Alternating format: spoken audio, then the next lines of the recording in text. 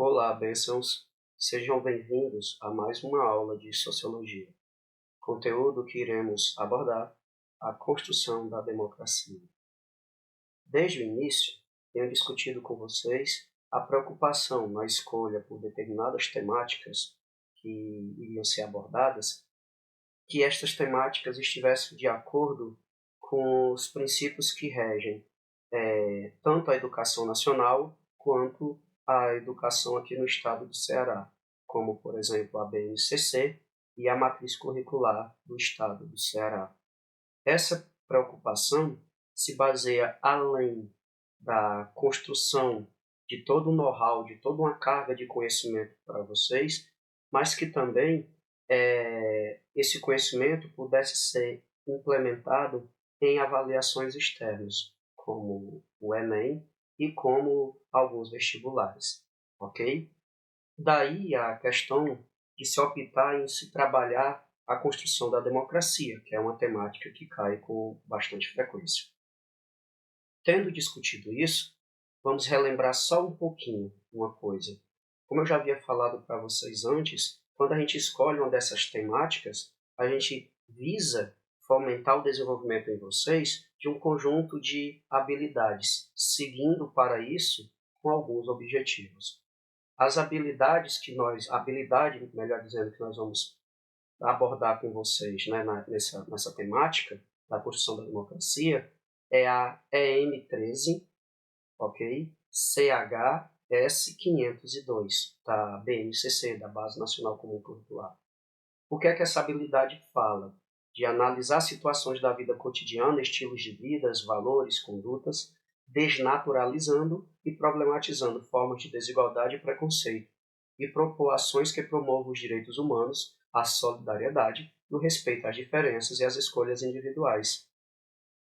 O desenvolvimento dessa habilidade vem e muito de acordo com a ideia da construção da democracia, porque justamente um dos princípios básicos quando nós trabalhamos a democracia, e vocês vão compreender isso ao final da aula, é a ideia de que todos nós somos iguais. Iguais como cidadãos, iguais como direitos, com seres de direitos e deveres. É óbvio que os organismos têm suas diferenças. Quando nós falamos, por exemplo, do organismo masculino e do organismo feminino, eles são dotados de diferenças. Todavia, essas diferenças se resumem ao aspecto biológico. Quando nós falamos do aspecto social, não há diferença, ou pelo menos não deveria haver. Outra coisinha que a gente tem que levar em conta quando estudamos a construção da democracia é, primeiramente, compreender as diferentes formas de manifestação de poder e sua relação com o coletivo social. Nesse sentido, é válido a gente compreender o que é o poder, o que é política e como isso se relaciona quando nós levamos em conta o aspecto do coletivo social, do convívio social. Na sequência, vocês deverão ser capazes de identificar e tipificar os diferentes tipos de democracia na história, compreendendo, obviamente, suas características, mas fazendo uma relação dessas características com o próprio contexto histórico. Por último, compreender que o processo democrático ele é um contínuo histórico. Como assim? Que a democracia não é um fenômeno já terminado, é um fenômeno que está em constante construção, em constante transformação, sendo essa transformação fruto do próprio processo histórico, ok? Tendo feito essa introdução, eu gostaria que, antes da gente adentrar no conteúdo de democracia em si, o que é democracia, os tipos de democracia, a democracia no Brasil e por aí vai, é importante a gente criar aqui uma espécie de biblioteca de conceitos. E esses conceitos nos ajudarão a entender o conteúdo e alcançar o objetivo dessa videoaula, ok? Então, para entrar nesse assunto, é necessário entender os conceitos, por exemplo, de política, ok? e entender que a política trata especificamente das relações de poder. Quando a gente fala de política, muitas pessoas torcem o nariz por confundir a política partidária como sendo o único exemplar de política existente. Quando nós falamos de partidos políticos, de agremiações políticas, entendam que nós estamos falando só de uma gotinha no oceano. Quando nós discutimos a ideia de política, nós estamos falando sobre as relações de poder. Todavia, entendam que as relações de poder implicam a capacidade de impor sua vontade aos outros. Então compreendam o seguinte: sempre que você tenta impor sua vontade ao outro, ou sempre que alguém tenta impor a vontade dele sobre você, nós temos aqui uma relação de poder, nós temos aqui uma relação política. Olhando por esse lado, quando você pensa na sua relação com seu colega de escola, com seus pais, com seu namorado, com sua namorada, com seus amigos, há uma contínua relação de poder, há uma contínua relação de política. Olhando por esse lado, não há como escapar, somos sim animais políticos. Falando dessa forma, ok? Quando nós pensamos na política como relação de poder e o poder como a capacidade de impor sua vontade aos outros, aqui vem uma coisa que vocês devem aprender. Quando nós falamos de poder, nós estamos pensando, nós estamos supondo a ideia de dois polos. Como assim? Quem exerce poder, ok? E aquele cujo poder é exercido. Não entendi, Lindenberg. Dito de uma forma mais simples, o poder é uma relação ou um conjunto de relação pelos quais indivíduos ou grupos interferem na atividade de outros indivíduos ou grupos. Ficou confuso, não foi? Entendam o seguinte, que para haver uma relação de poder, eu preciso sempre de alguém que mande e de alguém que obedeça. Se eu só tenho pessoas que mandem e nunca quem obedeça, eu não vou ter uma relação de poder, eu vou ter atrito. Se eu só tiver pessoas que obedeçam, mas não tiver quem mande, nós vamos ter aqui uma tremenda confusão.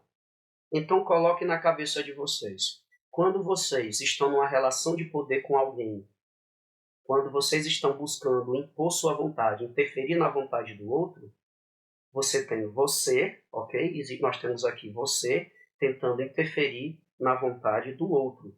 Ou uma outra pessoa tentando interferir na sua vontade. Em ambos os casos, nós temos dois polos, quem exerce e quem sofre o exercício do poder. Beleza? Deu para entender isso? E aqui, já que nós estamos falando nessa concepção, para que tenha o exercício do poder, ou seja, essa capacidade de impor a vontade, de interferir na vontade do outro, é preciso do uso de força, ok? Só que entendam o seguinte, quando nós falamos de força, as pessoas normalmente confundem com a questão da força física. A força física é só um exemplo de força. Nós temos outros tipos, ok? Então compreendam o seguinte, que quando você influencia alguém, você está usando a força para isso. Então a força é um instrumento para o exercício do poder. E entendam a força como todo mecanismo que você usa para intervir na vontade do outro. Quer dizer o que com isso? Quando nós falamos, por exemplo, de chantagens, de ameaças, e por aí vai, ok? De sedução, não importa. Sempre que você utiliza alguma forma para convencer o outro, sempre que você utiliza algum mecanismo para influenciar o outro nessa relação de poder, você está utilizando força. Ou seja, você está usando um instrumento para exercer o seu poder sobre a outra pessoa. Deu para compreender isso, não é?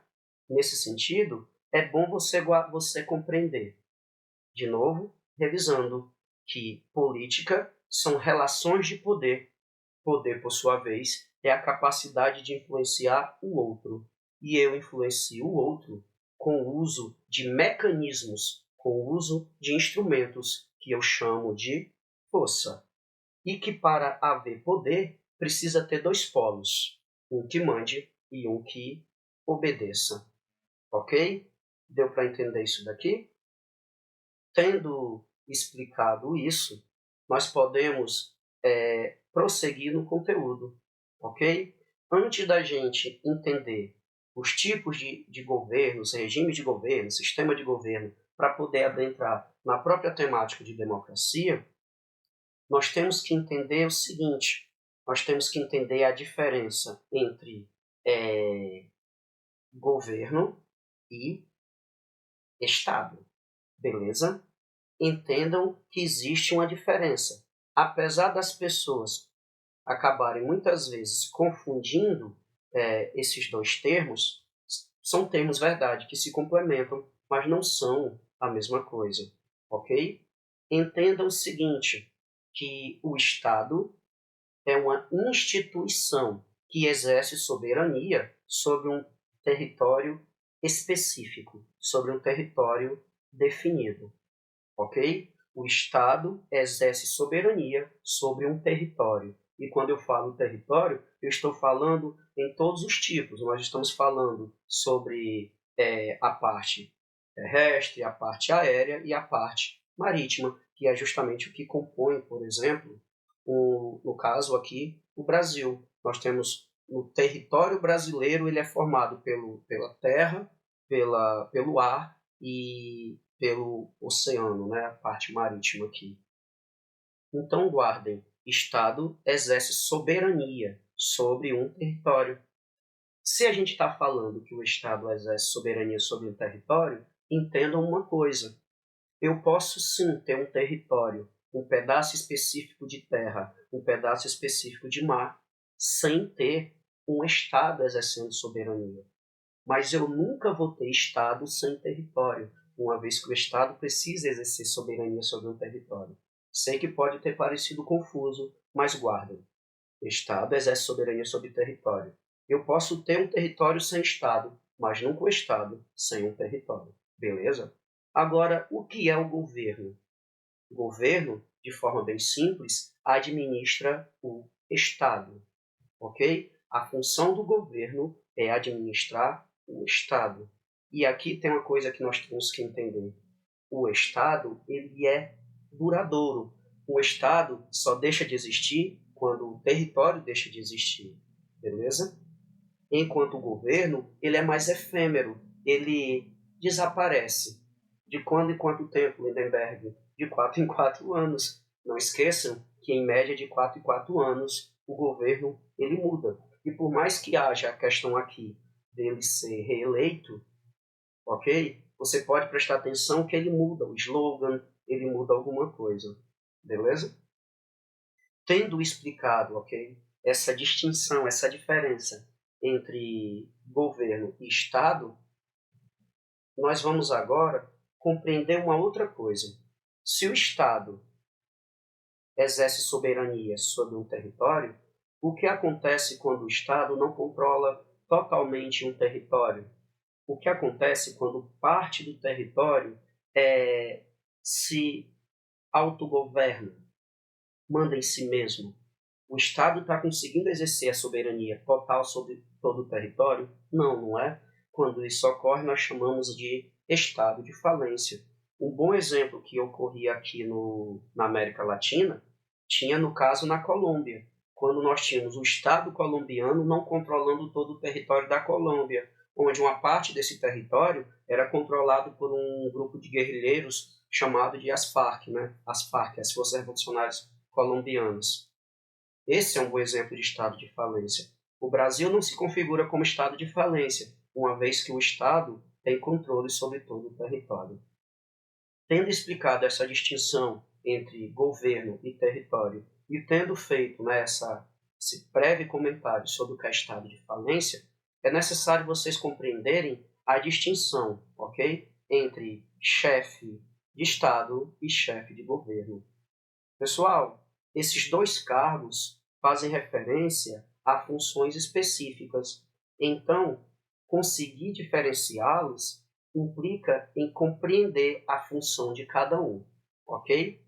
O chefe de Estado, ele tem uma função mais simbólica, mais cerimonial, não tendo um poder prático muito grande ou não tendo nenhum poder prático. Já o chefe de governo é aquele que exerce, né, que concentra as tarefas de gabinete, é aquele que realmente administra. Então, para que você possa fazer essa distinção, para que você possa compreender a diferença entre chefe de Estado e chefe de governo, é só você se atentar às atribuições daquele indivíduo. Ele está meramente representando, ele está simbolizando um país, ele está simbolizando o Estado, então ele é um chefe de Estado. Todavia, se ele tem poder de mando, se ele tem poder de escolha, então ele aí já é o quê? Um chefe de governo. Beleza? Um bom exemplo, quando a gente compara os sistemas de governo, é no caso do presidencialismo, né? Onde nós temos na figura do presidente a concentração dos cargos, das funções de chefe de Estado e chefe de governo, ou seja, ele representa e administra. Já quando a gente fala, por exemplo, de parlamentarismo, há uma distinção onde o chefe de Estado é uma pessoa e o chefe de governo é outra. Ok? Continuando nessa linha, né, valendo lembrar que o estudo dessa temática faz referência à política, à ciência política, um dos ramos, um dos três ramos, né, um dos três pilares das ciências sociais. Nós temos a ciência política, nós temos a antropologia e nós temos a própria sociologia. Ok? Então, agora nós vamos estudar o quê? Forma de governo, sistema de governo e regime de governo. De antemão, eu vou fazer uma explicação bem superficial, conceituando cada um, ok? A forma de governo faz referência basicamente ao número de pessoas que governam, ou seja, ao número de pessoas que exercem o poder. Quantos governam? É 1? É 2? É 10? É 15? Se nós estamos levando em conta a quantidade de pessoas que governam, nós chamamos isso de forma de governo, ok? Já o sistema de governo, por sua vez, ele se caracteriza em como o executivo se relaciona com o legislativo, beleza? O executivo aqui, um bom exemplo, nós falamos ou do presidencialismo ou do parlamentarismo. Como é que ele se relaciona com o legislativo, ou seja, como é que ele se relaciona com os deputados, com os senadores e assim por diante, ok? Se há maior liberdade, maior introdução, menor autonomia e por aí vai. Por último, nós temos o chamado regime de governo. O regime de governo, por sua vez, faz referência à forma como o governante se relaciona com os governados. Há equilíbrio, há obediência cega, há doutrinação e há equilíbrio. Quando nós levamos em conta essa relação e como ela ocorre, nós podemos identificar os regimes de governo. Vocês vão notar que alguns acabam se misturando, ok? Alguns conceitos aparecem em forma de governo, sistema de governo e por aí vai. Só que vocês vão conseguir diferenciá-los ao levar em conta o que está sendo abordado naquele momento, ou seja, o contexto. Se eu estiver falando só com relação à quantidade de pessoas, se eu estiver falando da relação do executivo com o legislativo, ou se eu estiver falando em como o governante governa. Ok? Tendo feito essa discussão, esse comentário, vamos agora discutir os exemplos das formas de governo, do sistema de governo e do regime de governo.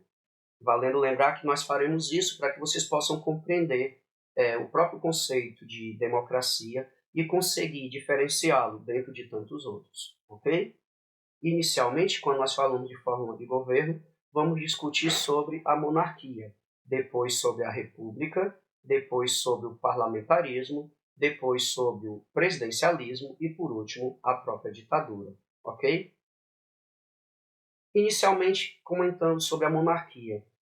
Pessoal, a monarquia é uma forma de governo no qual o monarca, podendo ser um rei ou uma rainha, exerce o cargo de chefe de Estado ou de chefe de governo, dependendo do tipo da monarquia, ok?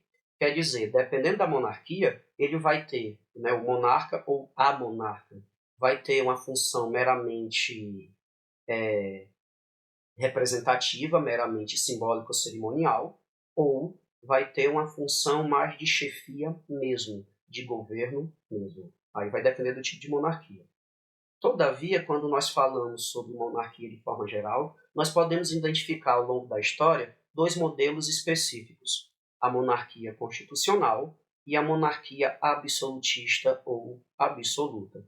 A monarquia constitucional, como o nome mesmo fala, se configura no fato de haver uma constituição que limita o poder do monarca. Essa constituição diz o que ele pode ou não pode fazer, ok? Nós temos aqui a configuração de um poder limitado. Todavia, quando nós comparamos com a monarquia absolutista, no absolutismo não existe nenhuma instituição acima do rei. Ele é o próprio Estado. Como consequência disso, seu poder é absoluto.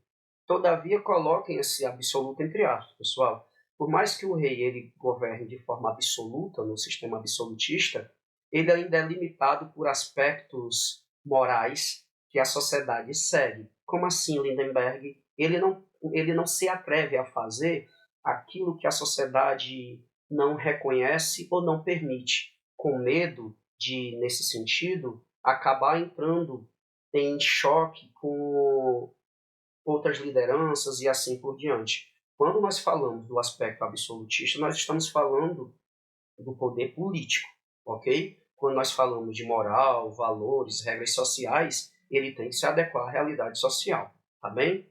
Resumindo, monarquia é uma forma de governo onde o monarca ele pode exercer ou a função de chefe de Estado ou a função de chefe de governo. Depende da monarquia. Nós temos dois tipos de monarquia, a constitucional e a absolutista. Levando em conta o aspecto político, o poder político, na monarquia constitucional, o poder do rei e do monarca é limitado pela Constituição, que diz o que ele pode ou não pode. Já no caso do absolutismo, não existe nada que limite politicamente o poder do rei, ok? Levando em conta, no caso, a própria República.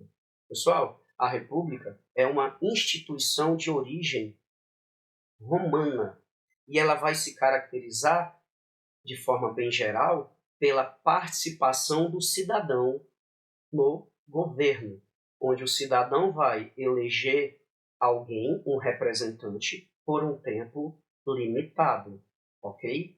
Quando nós levamos em conta a República no aspecto mais moderno, atual, nós mantemos essas características. Nós temos aqui a questão da República como a caracterização da representação do cidadão, onde o cidadão escolhe um representante que irá governar, com poderes limitados, com tempo limitado, através de um voto livre e secreto. Ok? Não confundam república com democracia.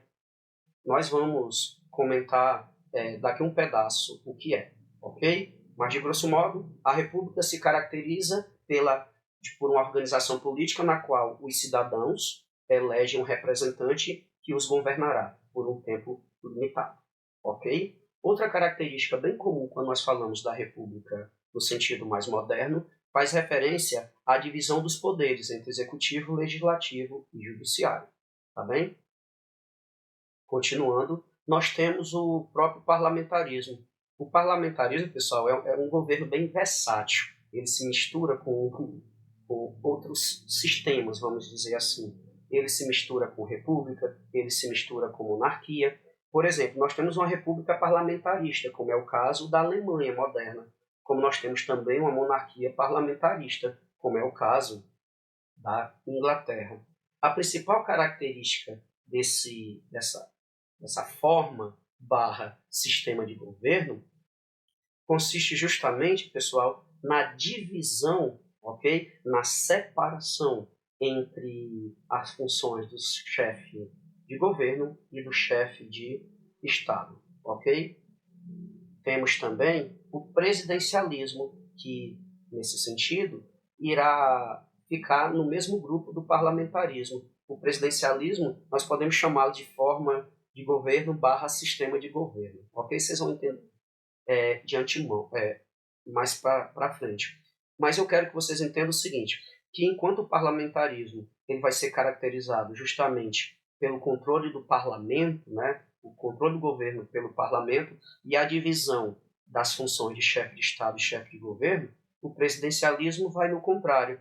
A principal característica do presidencialismo é justamente a junção, ok, da função de chefe de Estado e chefe de governo. Valendo lembrar que isso depende um pouquinho, tem algumas exceções, como é o caso, por exemplo, de Portugal, que possui presidente e primeiro-ministro, ok? Onde o presidente assume mais uma função de chefe de Estado. Todavia, né, e o primeiro-ministro como chefe de governo. Todavia, de grosso modo, pegando, por exemplo, o Brasil, nós, no caso do nosso presidente, ele assume as funções de chefe de Estado e chefe de governo. Representa e governa, ok? Valendo lembrar que o presidente também é considerado, pessoal, o chefe maior das Forças Armadas, sendo ele quem indica quem serão os comandantes gerais do Exército, da Marinha e da Aeronáutica. Por fim, ao falarmos de formas de governo, nós temos a ditadura, ok? A ditadura, de grosso modo, pessoal, ela se caracteriza como um governo antidemocrático, ok? Quer dizer o que com isso? Não há participação popular.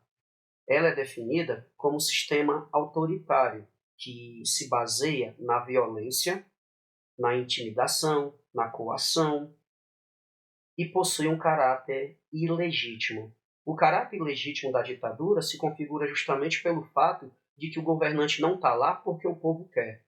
O governante está lá, o grupo que governa está lá por concentrar determinados poderes que obrigam a população a aceitar essa situação. Um bom exemplo disso é quando nós falamos, por exemplo, em ditaduras militares.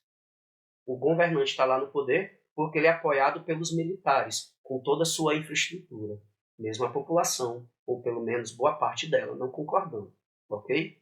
Uma das principais características da ditadura militar é que ela é marcada por uma centralização extrema do poder. Não há espaço para comunicação nem deliberação, ou seja, há uma repressão da imprensa, uma censura dos poderes legislativo e judiciário, não há partidos políticos, ou se há partidos políticos, eles são completamente controlados, não podendo existir livremente, ok? Valendo lembrar que não confundam, uma ditadura pode não ter partido político, pode ter só um partido político e pode ter dois partidos políticos, ok? No caso de não haver partido político, o governo simplesmente governa. No caso de ter um partido político, aquele partido controla. E no caso de ter dois partidos políticos, normalmente as ditaduras fazem isso para dar um temperozinho de democracia em suas ações, onde nós vamos ter um partido que é do governo e um partido que é de oposição, mas esse partido de oposição, ele é uma oposição controlada, é uma oposição que só pode fazer aquilo que o governo permite, ou seja, na prática, uma oposição, tá certo? Tendo comentado sobre formas de governo, vamos discutir agora sistema de governo. Sistema de governo, nós só temos dois, o presidencialismo e o parlamentarismo. No presidencialismo, como eu já havia comentado com vocês de antemão, nós temos na figura do presidente a junção das funções de chefe de Estado e chefe de governo, funções representativas e funções deliberativas, administrativas, ok? Quando nós falamos do presidencialismo, uma característica que é bom vocês guardarem é que há uma independência entre os três poderes, ou seja, o executivo, o legislativo e o judiciário, havendo aqui, como uma das características, determinados princípios que garantem, além dessa independência, também autonomia a cada um desses poderes, ok? Já no caso, por exemplo, quando nós falamos do parlamentarismo, você tem a junção das funções, você tem a separação das funções de chefe de Estado e chefe de governo, onde o chefe de Estado é uma pessoa e chefe de governo é outra, podendo ser um rei ou um presidente, dependendo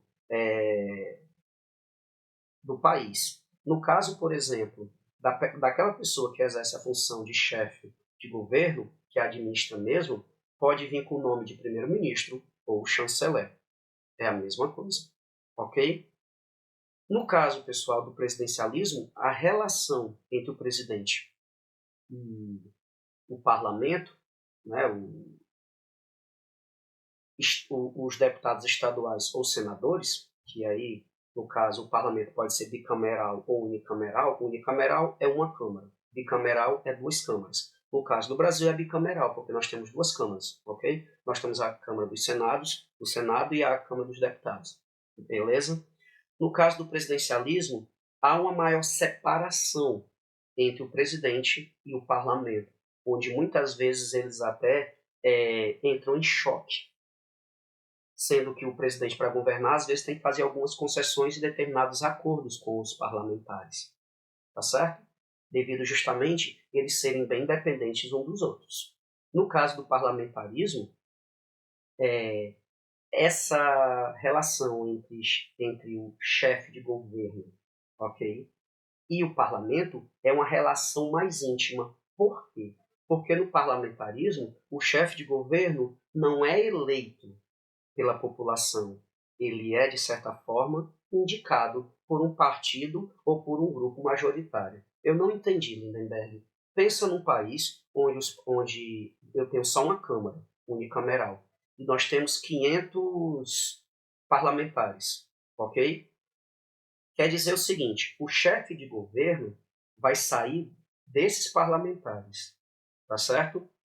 E ele tem que ser apoiado pela maioria dos parlamentares, seja em forma de partido ou seja em forma de grupo. No caso que eu estou falando de 500. Imagine, por exemplo, que o cara tenha o apoio de 300 parlamentares, então ele é chefe de governo. Só que tem um problema. Se ele perder o apoio dessa maioria, e agora ele tem apoio só de 250, ou seja, metade, ele não pode mais ser chefe de governo, então ele sai. Então, se você pensar bem, a relação aqui é de maior proximidade, de maior dependência entre o chefe de governo e o próprio parlamento, ok? Um outro bom exemplo disso são duas coisas que ocorrem, okay? Dois princípios, que é o princípio da responsabilidade ministerial e o direito de dissolução. Isso só ocorre dentro do sistema parlamentarista. O princípio de responsabilidade ministerial é o seguinte: imagina que o governante, né, o chefe de governo, ele tem a maioria do parlamento, mas ele não faz nada, não administra nada. Então, nesse caso, o parlamento retira sua confiança desse governante, fazendo o que eles chamam de voto de desconfiança. Com isso, o chefe de governo ele é demitido. Por sua vez, nós temos uma outra coisa também que se chama direito de dissolução. Imagine o seguinte: o chefe de governo está fazendo tudo bem direitinho. Ele está, inclusive, combatendo a corrupção dentro do parlamento. O parlamento não quer isso, não fica feliz. Então decide fazer um voto de desconfiança para demitir o governante. O governante sabe disso antes, então ele faz o seguinte: com todo o protocolo, verdade, ele dissolve o parlamento e abre possibilidade para uma nova eleição. Vocês estão vendo a relação entre eles? É uma relação bem mais íntima mesmo. Resumindo, sistema de governo, nós temos o presidencialismo e parlamentarismo. O presidencialismo se caracteriza pela junção das funções de chefe de Estado e chefe de governo, se caracterizando pela independência e divisão dos poderes, no caso executivo, legislativo e judiciário, havendo uma maior independência entre esses poderes. Nesse caso, a relação entre o chefe de Estado e chefe de governo, no caso o presidente com o parlamento, é uma relação de maior independência. Já no caso do parlamentarismo, nós temos a separação das funções de chefe de Estado e chefe de governo. A relação do chefe de governo, ou seja, aquele que administra, com o parlamento, é uma relação mais íntima, mais próxima, ok? Tendo explicado isso, Vamos discutir agora regime de governo. Vale lembrar, pessoal, que regime de governo faz referência a como o governante se relaciona com os governados.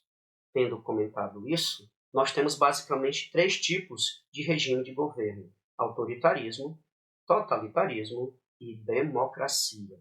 Ok? Pois bem, no autoritarismo, gente, nós temos aqui um regime de governo baseado na obediência absoluta ou cega à autoridade.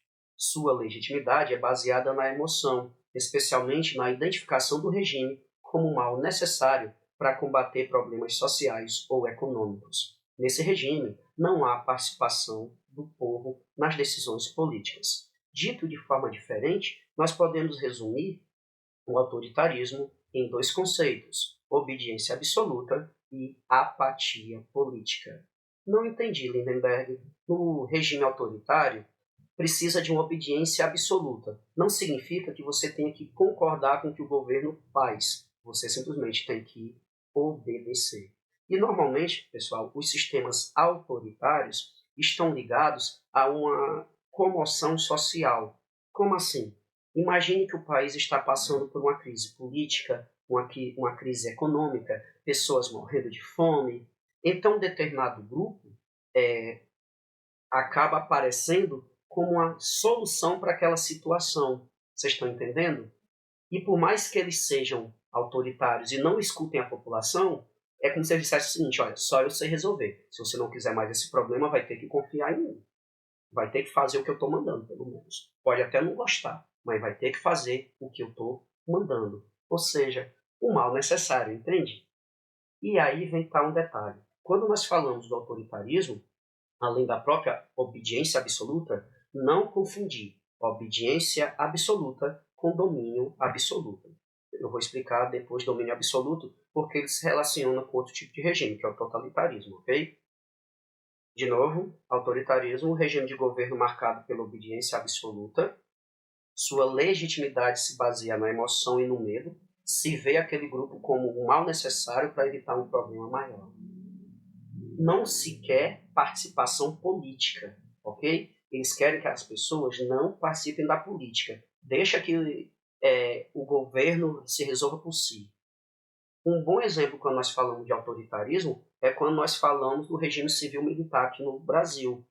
Ele tinha essas características, entende?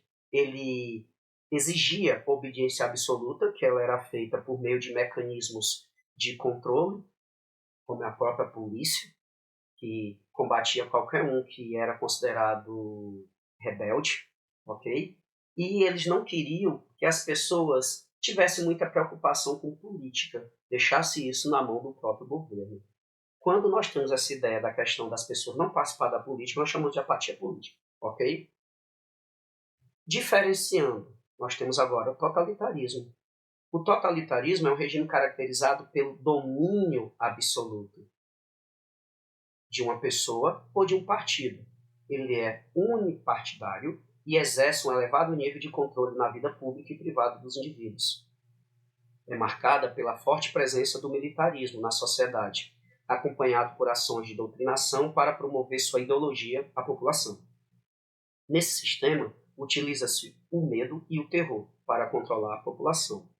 Identifica-se a elevação do autoritarismo ao nível máximo. De forma bem simples, nós podemos dizer que o totalitarismo é tudo que o autoritarismo quer ser quando crescer. Enquanto o autoritarismo prega por obediência absoluta, ok? E sua legitimidade é baseada em emoção para resolver um problema econômico ou social e não quer a participação do povo na política, o totalitarismo ele é mais profundo, ele é mais violento. Primeiro porque ele exige um domínio absoluto. Quer dizer o seguinte, as pessoas não devem só obedecer ao governo, devem concordar. E para que a população concorde, exige aqui um conjunto de mecanismos de doutrinação, iniciando, obviamente, na infância. Um bom exemplo disso, nós temos, por exemplo, regimes totalitários, tanto de direita quanto de esquerda. Nós temos, a exemplo disso, o regime totalitário do nazifascismo, ok? Nazismo e fascismo. Nazismo na Alemanha e fascismo na Itália. Mas nós temos também o stalinismo, ok? Na União Soviética. São exemplos de regimes totalitários que exigem que o pessoal participe da política. Mas antes de participar da política, nós temos aqui a necessidade, inicialmente, de uma doutrinação, ok? 3 aspectos que vocês devem levar em conta quando nós falamos de totalitarismo: domínio absoluto, controle total e participação política pós-doutrinação. Levando em conta Hannah Arendt, quando ela escreve um livro chamado A Origem do Totalitarismo, que é uma filósofa alemã de origem judaica, ela vai diferenciar, ok, os regimes totalitários dos autoritários, levando em conta para isso a questão da participação política, onde no autoritarismo não se quer participação política, ou seja, se quer apatia política. Já no totalitarismo, eu quero sim uma participação política, todavia, só depois de haver uma adesão ideológica ao Estado, ok? Por fim, né, o último dos regimes de governo, nós temos a democracia. A democracia, pessoal, é um regime de governo caracterizado pela participação dos cidadãos na política. E aí você vai me dizer, Lindenberg, mas nisso ela não está se parecendo muito com a república, não? Já que você colocou que a república, você tem a participação dos cidadãos na política por meio da eleição de representantes. Verdade, parece que confunde, né? Mas olha por um lado, quando nós falamos de democracia, de república pura e simples, nós estamos falando de cidadãos participando da política. Todavia, quando nós falamos de democracia, nós estamos falando de uma ideologia, de um princípio que rege a ideia de que todas as pessoas são cidadãs. Quer dizer, se você for pensar bem, a República diz que os cidadãos podem participar, mas ela não diz que tipo de cidadão. Se nós formos pensar, por exemplo, e comparar, por exemplo, com a democracia ateniense, a democracia grega, ok? Lá podia um cidadão participar, verdade, mas quem era cidadão? Só os filhos de atenienses. Ricos, homens, mulher, não podia participar. Escravo não podia participar. Estrangeiro não podia participar. Pobre não podia participar. Então era um conceito de cidadania mais limitado. Quando nós temos o princípio democrático mais atual, ok? Ele prega o conceito de cidadão como sendo bem mais amplo. Vocês entendem? Então, compreendo uma coisa. Quando nós falamos de democracia, nós estamos baseando em fundamentos de liberdade do indivíduo. Primeiro ponto, tanto na esfera pública quanto na privada. Ok? Segundo ponto, a igualdade de direitos políticos e sociais. O pluripartidarismo. E aqui vem um detalhe. Quando nós falamos, por exemplo, da própria democracia, eu quero que vocês entendam 2 conceitos. Quer dizer, 3. Pessoal, calma, tá certo? Olha só. Quando nós falamos da democracia em sua origem, a democracia grega, ela seguia 3 princípios, que hoje em dia só são resumidos em 2.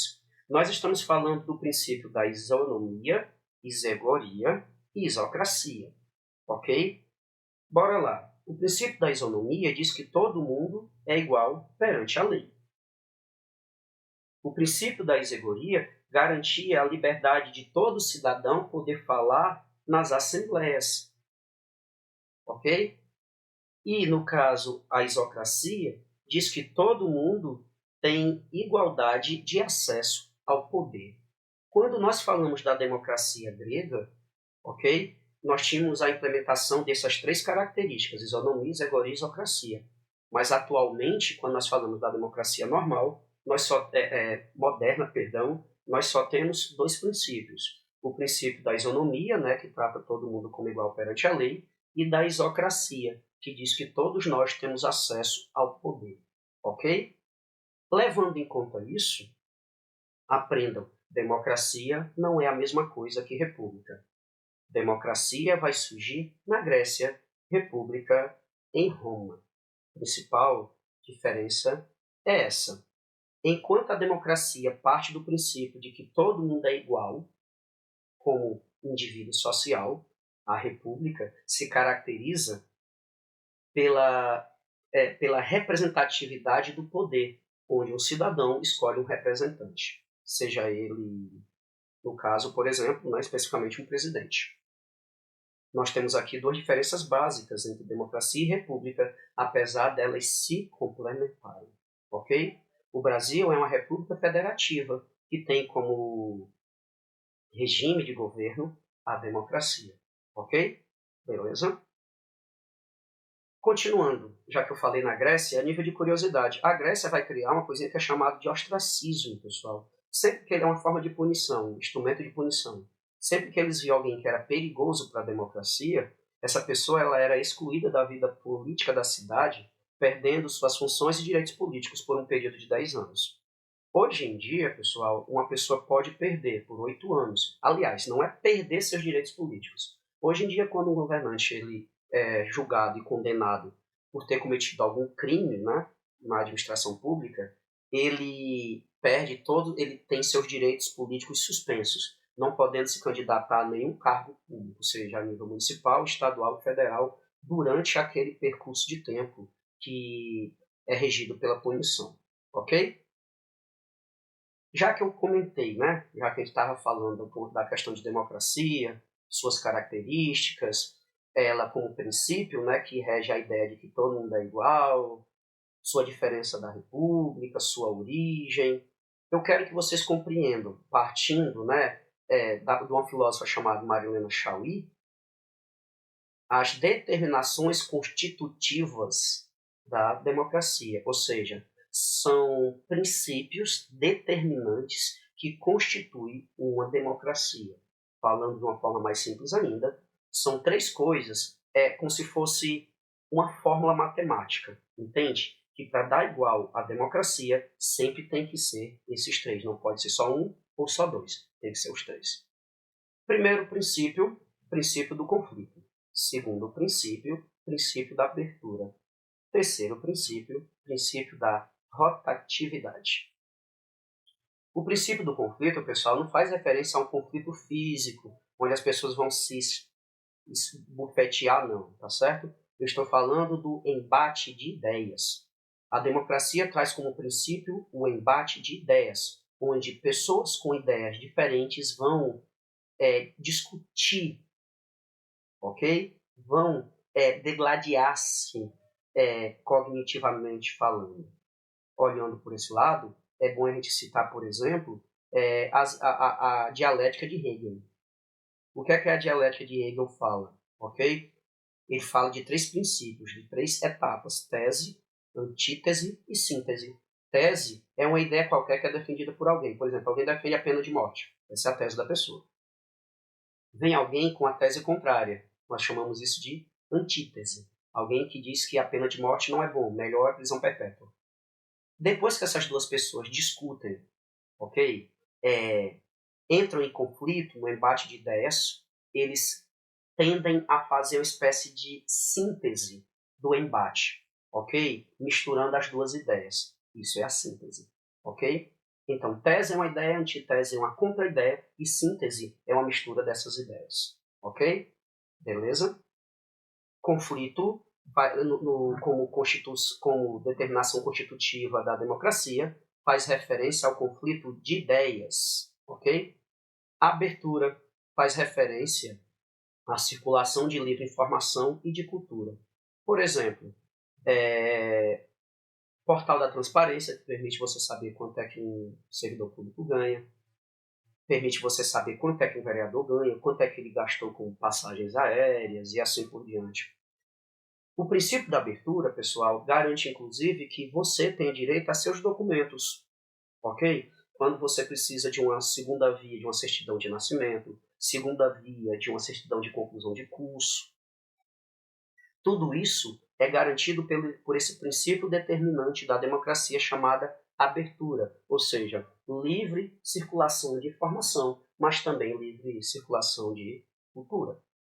Por último, nós temos o princípio da rotatividade. Para que vocês possam compreender o princípio da rotatividade, eu vou pegar a frase, né, o pensamento do francês Claude Lefort, ok? De um filósofo. Ele vai dizer o seguinte: o lugar do poder é um lugar vazio. O lugar do poder é um lugar vazio. O que é que ele quer dizer com isso? Que na democracia o poder não pertence a um só, seja indivíduo ou grupo. O poder pertence a toda a sociedade. Por isso que você tem o governo e a oposição. E numa outra eleição, governo vira oposição e oposição vira governo. Vocês estão entendendo? É essa rotatividade. Por que há essa rotatividade? Porque o poder não pertence a um grupo, o poder não pertence a uma pessoa, o poder pertence a toda a sociedade. Beleza? Vamos agora focar em entender, ok, as 3 expressões de democracia. Quando a gente fala de expressões de democracia, nós estamos falando dos tipos de democracia, ok? Nós estamos falando da democracia direta, representativa e participativa. Quando nós falamos de democracia direta, pessoal, nós estamos falando da democracia clássica, da democracia grega, especificamente a democracia ateniense. Ela vai se caracterizar, como o nome mesmo fala, por uma participação direta do cidadão na vida política da cidade. Como assim? Tudo que era resolvido, ok, era resolvido lá na Ágora, ok, onde se juntava lá a assembleia de todos os cidadãos, e tudo que era decidido, seja entrar em guerra, não entrar em guerra, um imposto, ou uma construção, tudo era perguntado à população, melhor dizendo, tudo era perguntado aos cidadãos. E aqui vem um detalhe: quando nós falamos de cidadão na concepção grega, é um cidadão mais limitado, especificando somente homens atenienses maior de idade e rico. Nesse sentido, uma mulher, por mais que fosse ateniense e rica, não era considerada cidadã e não podia participar da vida política, pelo menos não diretamente. Ok? Democracia representativa. A democracia representativa é um conceito bem mais novo, que vai surgir com as revoluções burguesas, ou seja, Revolução Industrial, Iluminismo, Revolução Francesa, e a democracia representativa, ela parte da ideia, né, de soberania popular, ou seja, onde a população, de grosso modo, onde toda a população mesmo, e não só um grupo, exerce sua soberania, ou seja, seu poder, por meio do exercício do voto, ou seja, da representação política. Entendam uma coisa: quando nós falamos de democracia representativa, nós estamos falando de uma democracia indireta, ok? Onde o cidadão não escolhe diretamente as coisas. Ele elege um representante e esse representante, em nome do cidadão, decide as coisas a nível político, econômico e assim por diante. Democracia direta, participação direta da população.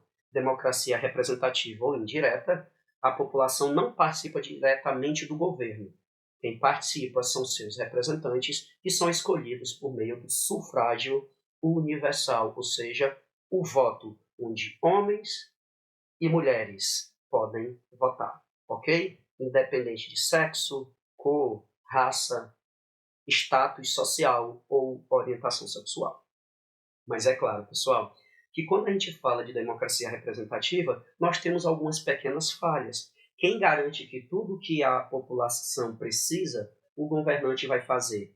Quem garante que ele vai seguir realmente os desejos de seus eleitores? Ele pode muito bem, como alguns acabam fazendo, né? Me perdoe o comentário, mas é verdade. Então vai se criar um outro tipo de democracia, que é o que nós chamamos de democracia participativa, que ela vai surgir justamente como alternativa de superação do sistema representativo.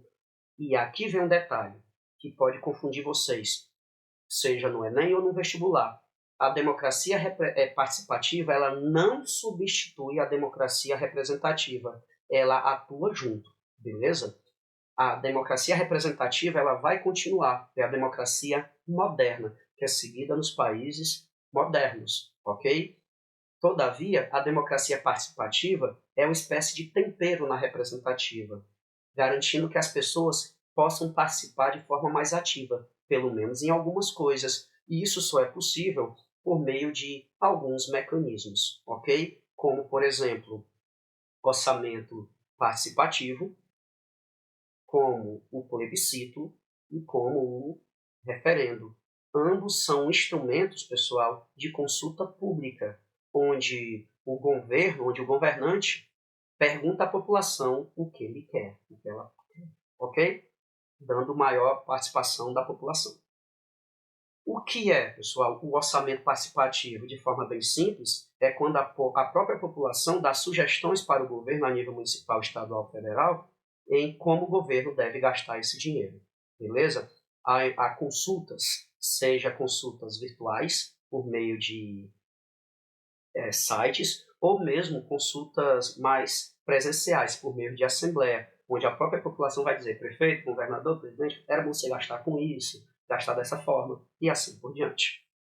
Os outros dois mecanismos, né, o plebiscito e o referendo, também são mecanismos de consulta, que fazem referência a quando o governo ou quando o parlamento vai fazer aqui, tomar uma decisão que eles consideram muito séria, ou criar uma lei que eles acham que vai ter um impacto muito grande na sociedade, então eles querem saber o que a população pensa.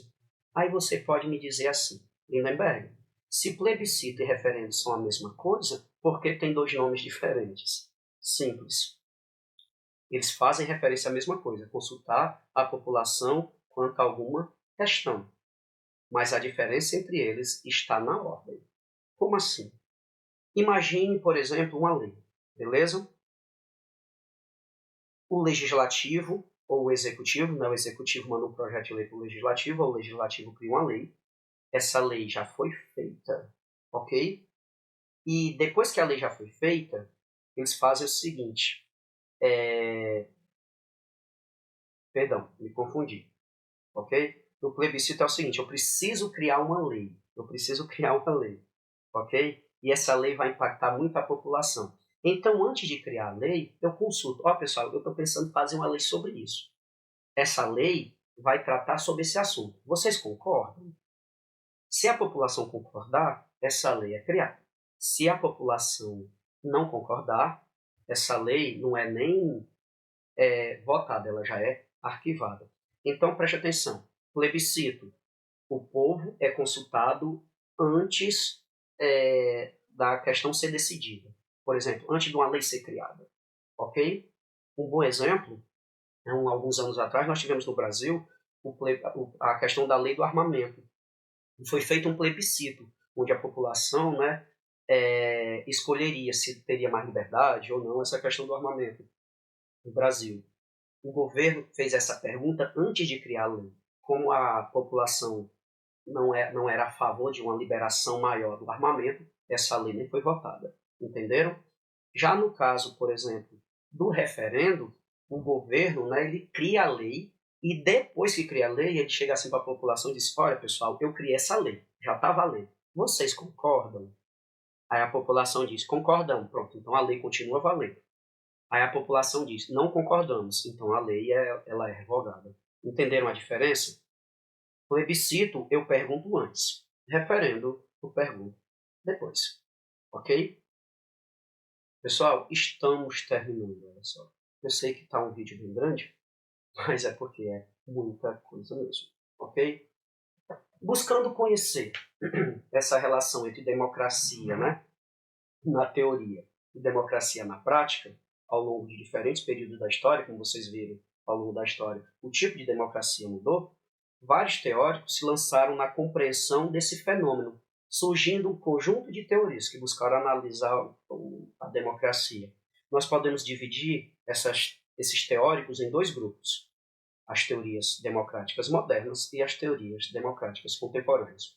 Como o vídeo já está muito grande, eu vou me ater somente às teorias democráticas contemporâneas, que são inclusive os que mais caem. Tá bem?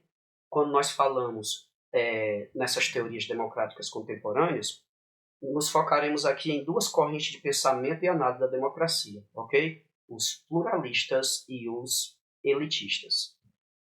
Os pluralistas, pessoal, eles são práticos. Como assim? Eles não tentaram criar uma definição abstrata de democracia. a democracia é isso. Não. Eles partiram primeiro da observação de experiências de sistemas políticos, beleza? E estipularam requisitos práticos para a existência de uma democracia. Falando de uma forma simples, os pluralistas não tocaram na democracia sobre a ótica de conceito, de forma abstrata. Eles se preocuparam na democracia sobre o aspecto prático, na fila do pão. Levando isso em conta, eles criaram 4 critérios, ok? 4 requisitos. Em cima desses requisitos, eles categorizaram estruturas de governo e separaram os 4 tipos de governo, indo do pior para o melhor. Aqui no caso, o 1 é o pior, tá certo? E o 4 é o melhor. 1. Hegemonias fechadas, onde não há disputa de poder e a participação política é limitada. Numa hegemonia fechada, só um grupo governa, só um grupo administra, e ele não permite, por exemplo, que a população participe. Ou se participe, é de forma bem limitada. Ok? Hegemonias inclusivas, elas são um pouquinho melhor que as hegemonias fechadas. Não há disputa de poder. O grupo que está lá no poder lá vai permanecer no poder, mas eles permitem que a população participe da política, perguntando alguma coisa, questionando alguma coisa. Depois nós temos as oligarquias competitivas, onde há disputa de poder, mas com limitada participação política. Ou seja, nas oligarquias competitivas, os grupos elitistas que disputam o poder, mas o povão ainda não participa. Beleza? Por fim, nós temos as poliarquias, que é onde há disputa de poder e participação política é ampliadas. Resumindo, a hegemonia fechada, o grupo que está lá no poder permanece no poder e não permite que ninguém participe, ou se participe de forma bem limitada. Hegemonia inclusiva, o povo que está lá no poder, a elite, permanece no poder, não se altera, mas permite que a população participe mais. Oligarquias competitivas, há mudança no poder, ok? Uma elite sai, outra entra, mas o povo fica fora do poder, não participa da política. E por fim nós temos poliarquia, que é onde há realmente disputa de poder e a população pode de verdade participar, ok? Nós temos, por fim, dentro dessas teorias, nós temos os elitistas. Os elitistas, pessoal, eles vão se opor aos pluralistas, ok? Com o termo elite, eles vão se referenciar a grupos superiores de vários tipos. Segundo eles, pessoal, toda sociedade possui uma minoria e, por diversos motivos, vem a se tornar os únicos detentores do poder. Eles afirmam que pode até existir uma circulação das elites, onde uma elite cai e outra sobe. Mas sempre é uma minoria que vai estar no poder, ok? Segundo os elitistas, na democracia, sempre quem está no poder é uma elite, uma minoria, ok? Enquanto a maioria fica fora do poder. Mas qual o motivo para isso? Ele diz o seguinte, que isso ocorre devido ao quê? Primeiro, pelo fato da minoria ser mais articulada e mais organizada, ok? Enquanto os governados, né, é uma classe numerosa, dividida e desorganizada. Traduzindo, levando em conta o que esses elitistas falam, aquele grupo de elite que está no poder, ele está no poder porque é pouquinho mais organizado, enquanto o povão, a massa, fica sem acesso ao poder porque é muita gente que são divididos e desorganizados, ok? Para terminar esse assunto, eu sei que está bem cansativo, acredite até para mim. Nós vamos discutir o seguinte, já que a gente está falando tanto de democracia, vou pegar o Brasil como exemplo. Será que a gente vive de verdade uma democracia? Alguns podem dizer que sim, outros podem dizer que não.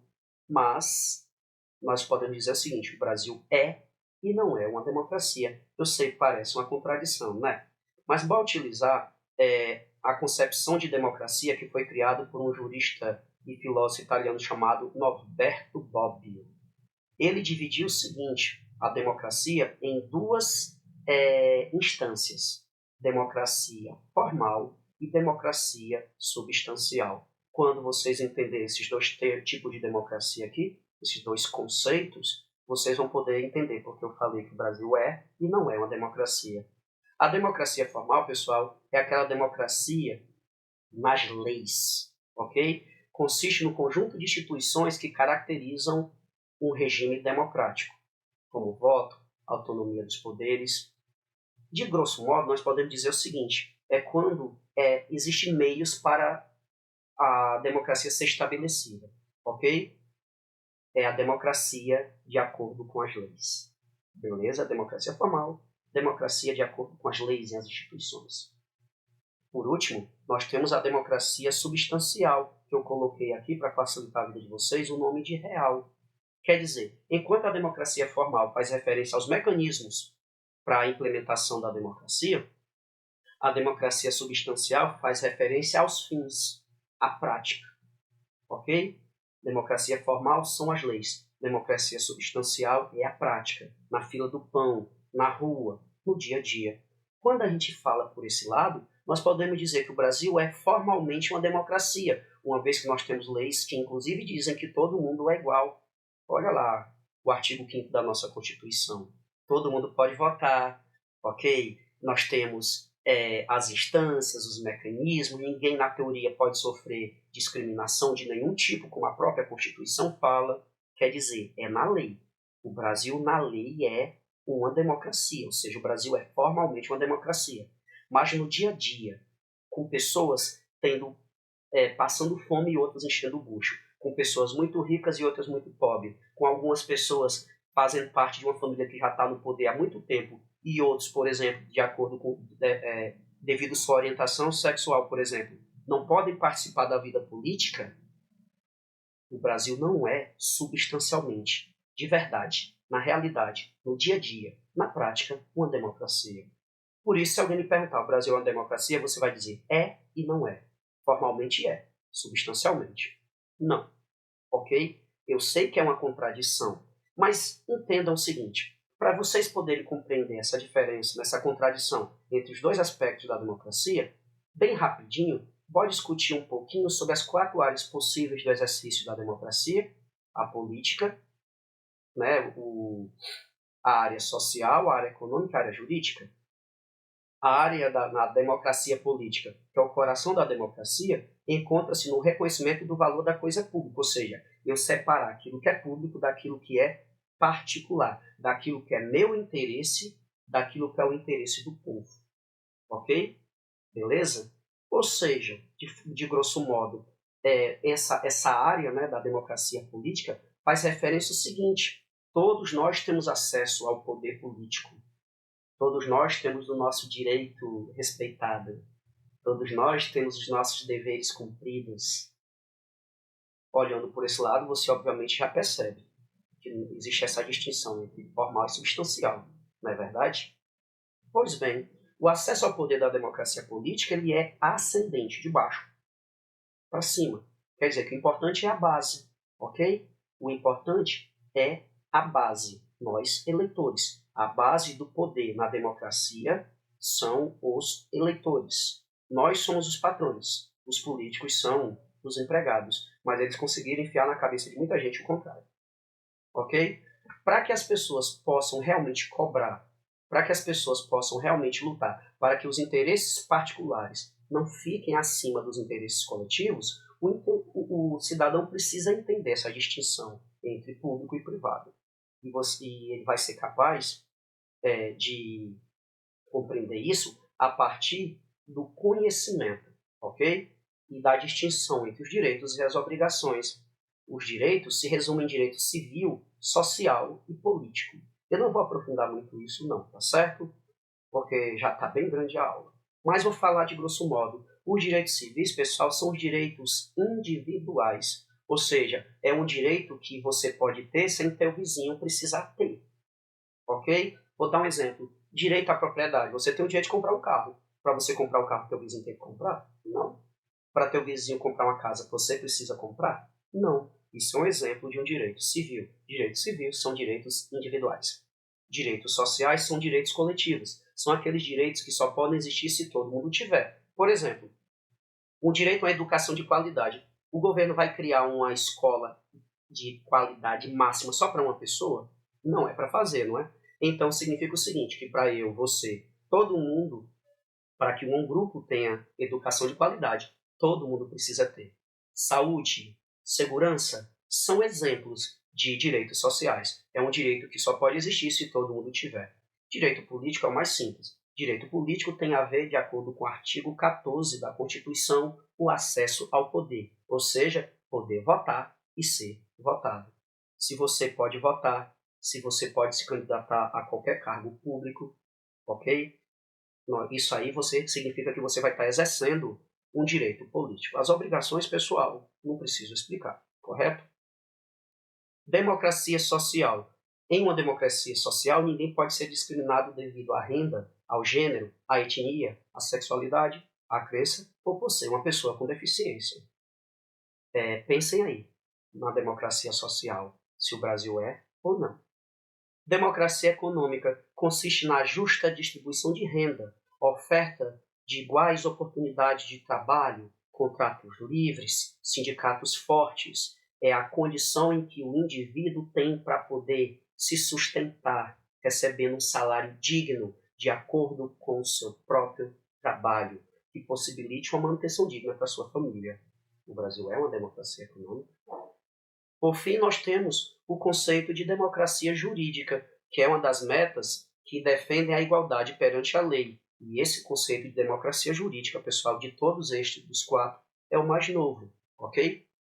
Que vai surgir justamente devido às revoluções burguesas, que tenta, que ao derrubar o direito, né, os privilégios dos nobres, que se consideravam superior aos demais, vai pregar esse conceito de que todo mundo é igual, pelo menos perante as leis, ok? A democracia jurídica substancial, ou seja, aquela da prática, do dia a dia, depende do funcionamento efetivo das instituições, sendo aspectos importantes a elaboração de leis que representam o interesse da população, respeito à Constituição, eficiência da polícia, estrutura adequada para coibir o crime sem desrespeitar a dignidade humana.